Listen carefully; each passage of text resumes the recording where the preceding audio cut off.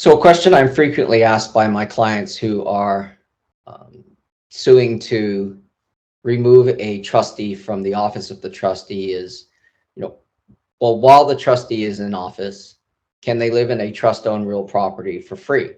Not pay rent, not pay utilities, not pay the cost of the upkeep of the property.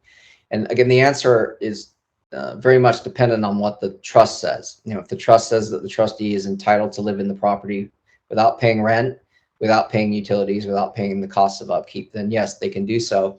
There's nothing my client or any of the other trust beneficiaries can do about that fact.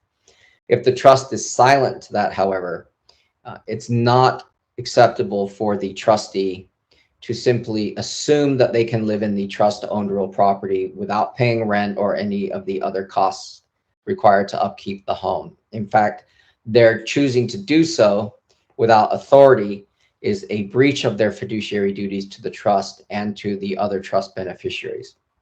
The probate code is very clear that trustees of trusts that own real property, or any property for that matter, have a fiduciary duty to the trust and to the trust beneficiaries to make that property productive.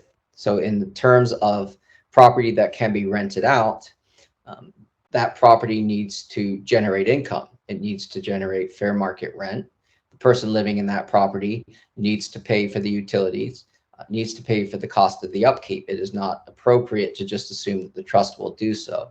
And in fact, in many cases where trustees who are also trust beneficiaries decide to live in these trust properties for free, are setting themselves up for a removal petition based exclusively on the fact that they are in breach of their fiduciary duties to the trust and to the trust beneficiaries.